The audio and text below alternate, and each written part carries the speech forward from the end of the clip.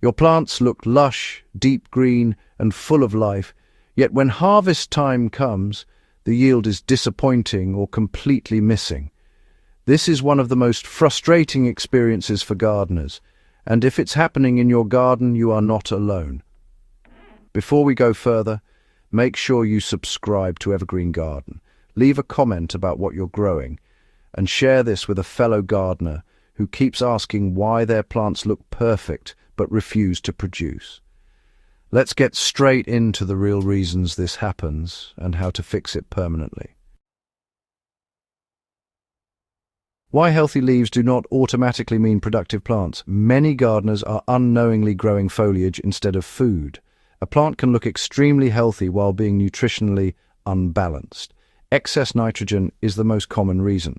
Nitrogen pushes leafy growth aggressively, making plants tall, dark green, and beautiful, but it delays flowering and fruiting. Tomatoes, peppers, cucumbers, beans, and squash are especially sensitive to this. If your tomato plant is over 5 feet tall with thick stems and very few flowers, nitrogen is almost always the problem. In practical terms, if you are feeding with a fertilizer higher than 10-5-5 during flowering, you are pushing leaves instead of fruits.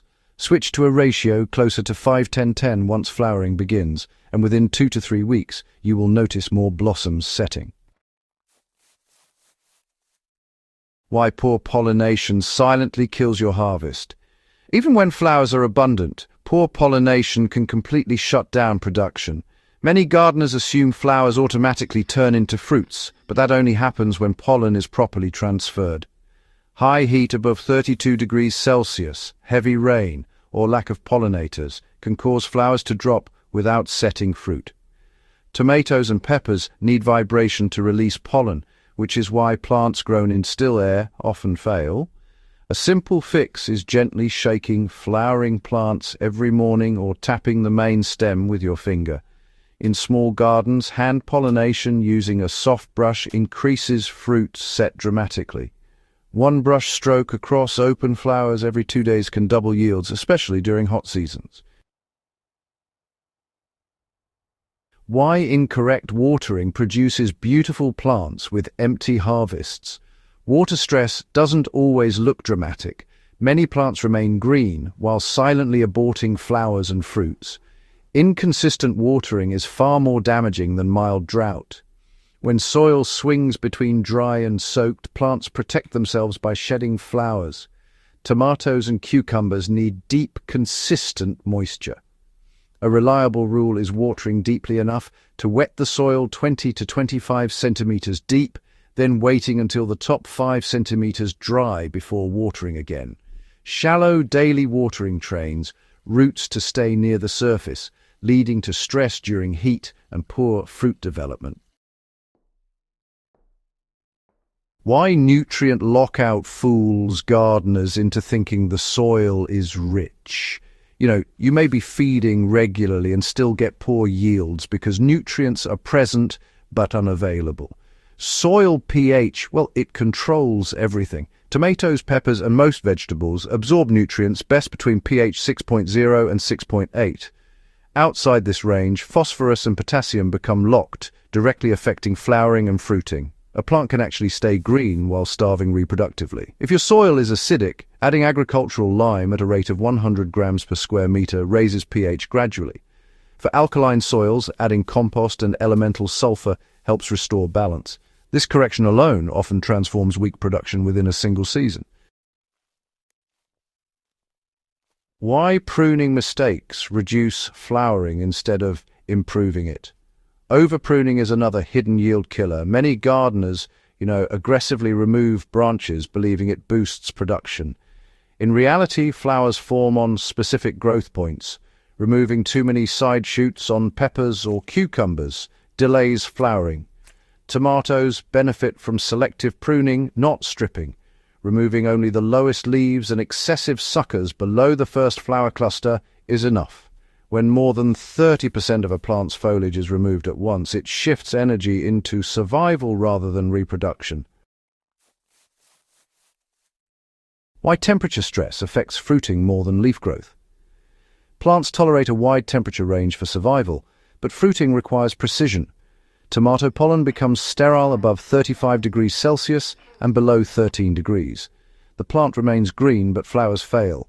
Shade cloth reducing heat by 30% during extreme weather dramatically improves fruit set.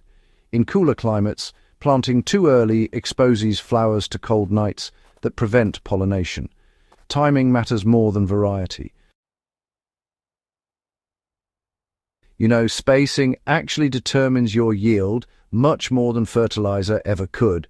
When plants are crowded, they end up competing for light and airflow, and that triggers them to grow more leaves upward rather than focusing on outward flowering. For example, if you plant a tomato any closer than 45 to 60 centimeters, it'll concentrate on getting taller instead of producing fruit.